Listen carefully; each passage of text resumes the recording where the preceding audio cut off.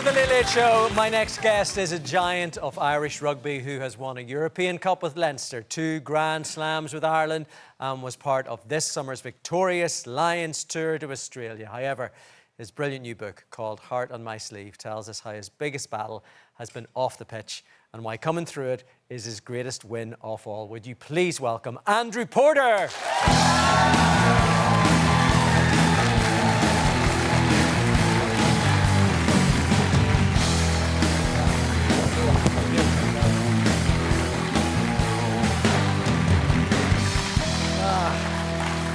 Welcome to the show, sir. Thank you very much. I haven't seen you since we were in Six Nations pre-season training together. Is that right? That's about right. Yeah. Yeah. We were all behaving ourselves. I'm not sure about you though. Yeah. I mean, yeah. I ended up down in Portugal for a little weekend having beers, and you guys you were very well behaved, to be fair. We were taking it easy that night. I think you had other plans though. Let's move on. Look, this is a great book. There's lots of good stuff in it. We want to talk a bit of rugby first. I mean, it's been a busy year for you. Yeah. Six Nations, then down in Australia. That must have just been amazing to be part of a winning Lions team. Yeah, I mean, it was really kind of everything I'd ever dreamed of. Like from starting rugby when I was 4, my dad bring me down to training, and just I suppose watching rugby growing up in Ireland, and I suppose the excitement all around the Lions every 4 years, it was everything I ever dreamed of, really. It was, I suppose, my father and everyone has said it's the pinnacle of your career, but yeah, I mean, it really didn't disappoint, and we had a great group of guys, and to be able to come home with a series win, it was absolutely incredible. And missing out on the Lions before, and then being able to go down there and get the win just must have been amazing. Yeah, I mean, it was tough, obviously, losing out in 2021. But I think the day I got my injury, I'd had a few days where I was kind of like, here, look, down in the dumps a small bit, feeling a bit sorry for myself. And then I set goals for myself after that for 4 years' time. It was obviously a long time between then and obviously this year, but it was just, I suppose the work I'd put in over the 4 years, I suppose, got me, and I suppose my family and all the support around me as well, so it was brilliant. This book there's a lot of rugby in it, but it's not a rugby book. Why did you want to write this book now when you're still playing? A lot of sports people, they leave it until later. Yeah, I mean, I'd say a lot of people are just like, oh, geez, another rugby player is doing a book. Probably got too many knocks to the head or something. He's coming out with a book now. But I suppose I didn't want to wait until it was further down the road to bring out, or to, I suppose, share my message, share my story.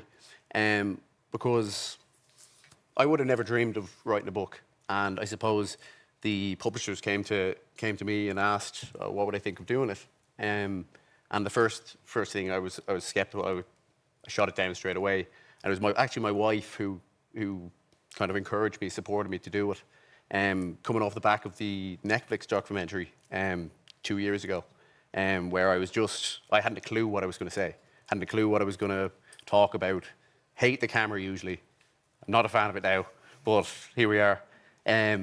But it was, I suppose, just sharing my story, and I suppose being myself was what resonated with a lot of people who hadn't watched rugby, and I suppose that's what I wanted from the book.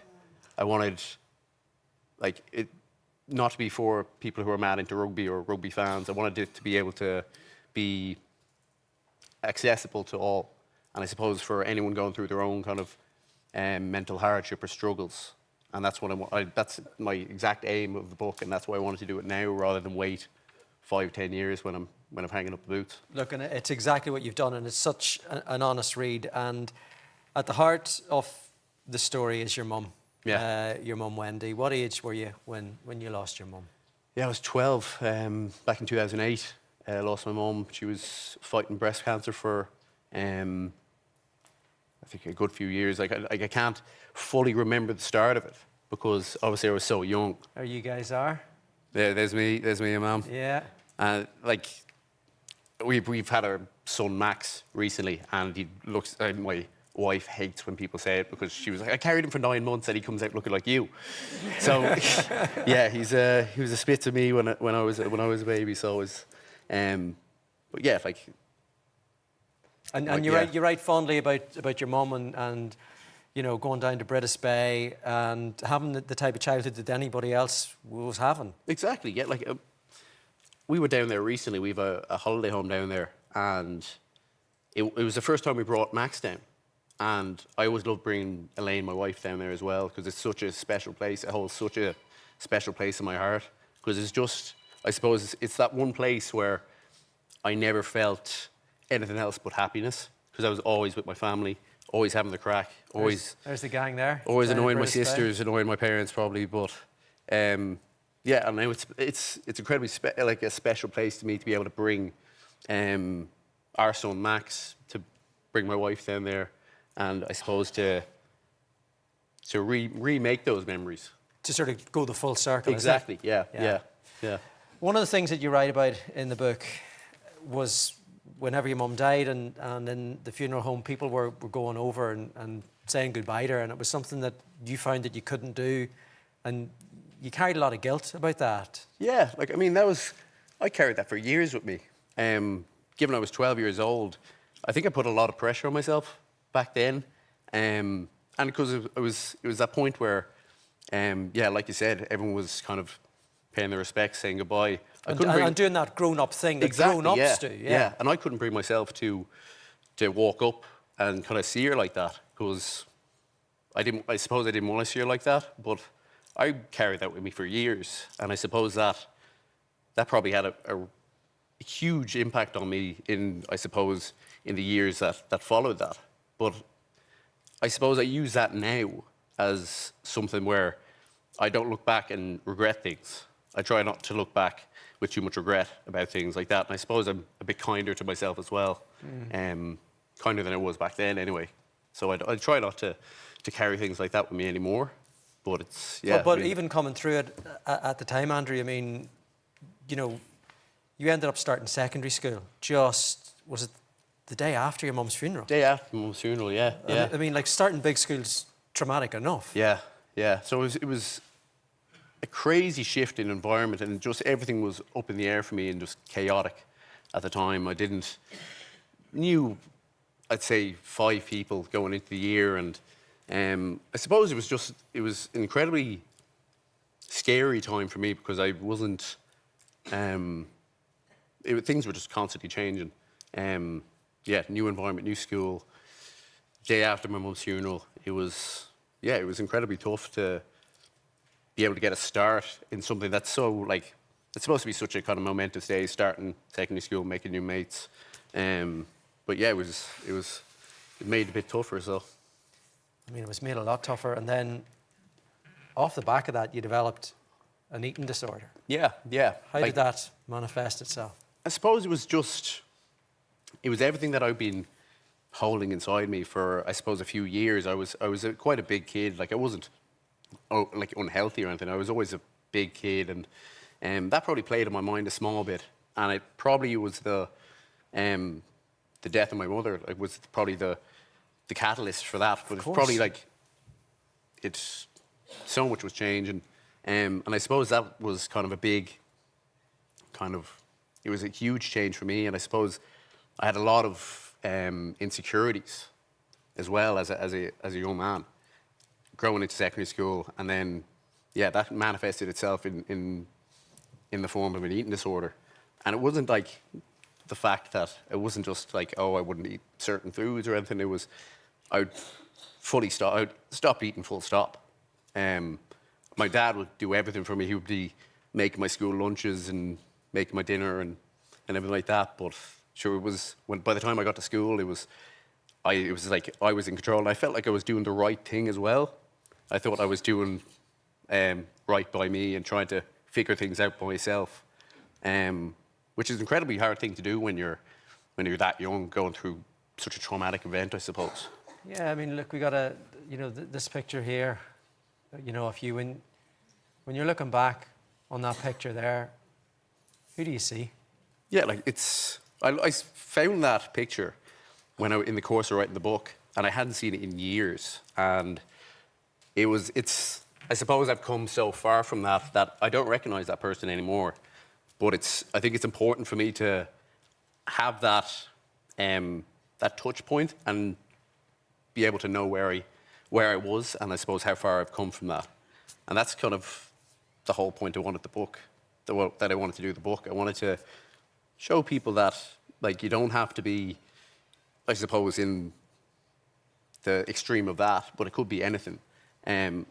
But you were in the extreme of that. I was, yeah. And it got to the point, you talk about it in the book, where there was a real chance that you wouldn't be here today. You thought at a time that life would have been better without you here. Yeah, I mean, so many things going through your mind at that stage where I suppose it got to a point where I could see what damage it was doing, not just to myself, but to my family and those around me. And you kind of get to that point of thinking, and that kind of dangerous point of thinking, where it's just like, this would be a lot easier if I wasn't here. And yeah, I mean, I touch on that in the book. Yeah. And yeah, I mean, it's a part of my life that I had nearly kind of forgotten about. And you'd buried it so far back in. I buried it so far deep because I suppose I don't associate myself with that kind of person anymore. And it wasn't until I was having interviews with Richie Sadlier in the writing of the book that he was able to ask incredibly kind of deep and kind of personal questions that kind of made me kind of start thinking of these things that I hadn't thought about in years. And you start unpeeling it. Exactly, yeah. And it starts unraveling and unraveling and unraveling, and you get to that point that I'm talking about in the book. And it was nearly like, it was enlightening for me to be able to kind of peel back the layers like that again, and I suppose see the contrast in the person I was and the person I am now. And also the brilliant thing in the book is how you managed to bring yourself back from that. Yeah. I mean, how hard was it to come back from that place? What was the catalyst to? Yeah, like, I mean, it's tough to like pinpoint an exact moment where I was just like, here, look, this needs to change. But I suppose it was always my family, and it was always rugby, I suppose, as well. But it was like my family loved rugby, and my dad always knew I wanted to play rugby from when I was a young boy to up to now. So I suppose he'd always bring it back to that. He was like, oh, if you want to fulfill your dreams and become a rugby player, you need to be eating the right food. And I suppose that his love for rugby, and I suppose his love for his family as well. And there's a thing in the book about looking at that IRFU badge and realising that the way you were going, you weren't going to get there. Exactly, yeah. It was a PE teacher in school, David Jones, who's still in very good contact with now. He gave me this like nutritional guide from, I think it was for the IRFU kind of like schoolboy kind of nutritional guidelines at the time. And I looked at it and I was kind of like, right, yeah, like this is what I need to do if I want to make it as a rugby player. And I suppose that was kind of like the start, because I always had rugby as a huge passion, and that was given to me by my dad. But also it's just like, it was my dad and my two sisters at the time, and my extended family, that it was just, I could see exactly what I was doing to them. And I suppose when you're going through kind of tough times like that, you're so like inward focused, you just focus on yourself and what you're doing. I didn't even realise my family were there the whole time, and they just wanted the best for me all along. And yeah, I just suppose I did it for them and for myself in a way, yeah. You mentioned your wife earlier on, that she's been with you right the way through, thick and thin. I was chatting to her before the show there, Elaine, and a big year for you guys this year. Yeah. You mentioned young Max.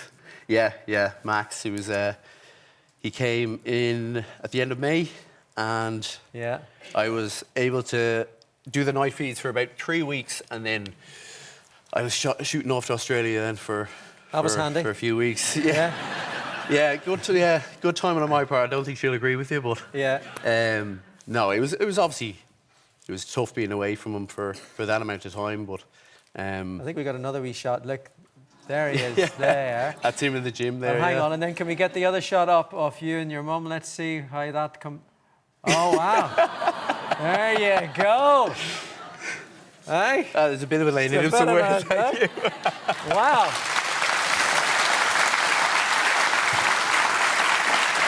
Very good.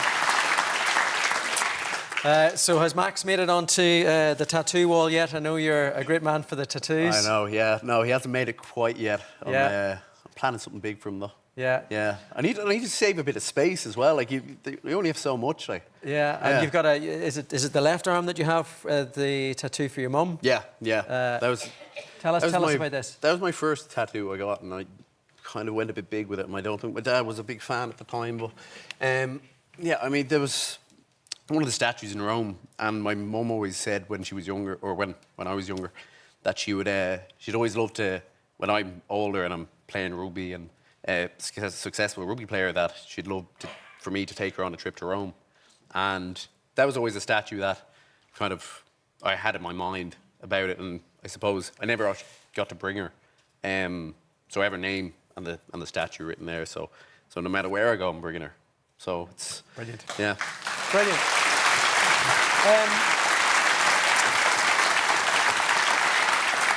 We're going to be seeing you back in green very soon. Yeah. Autumn Internationals, New Zealand, Chicago. What do you think? Can we get the job done again? Of course you can. Of course we can. Yeah. We all like a wee bit of revenge on the All Blacks. Yeah, exactly. Yeah. No, we owe them for I think a few times now, but yeah, no, it'd be good to get one back on them. It's been a long time coming, I think, but yeah, we're due one. We are. Yeah. No, but it comes around quick. It comes around very quick. But no, incredibly excited for the new season and for everything that's to come. Look, it's been an absolute joy just sitting down here and chatting with you, fella. Thank you. This is a brilliant book. Andrew's autobiography, Heart on My Sleeve, is out now. Andrew's going to be signing copies in Easton and Dundrum Town Centre tomorrow at 1 p.m. And if you've been affected by anything you've heard tonight, go to RT/helplines. Andrew Porter. Thank you. Thank you very much. So good. Thank you. Thank you very, very much. Thank you.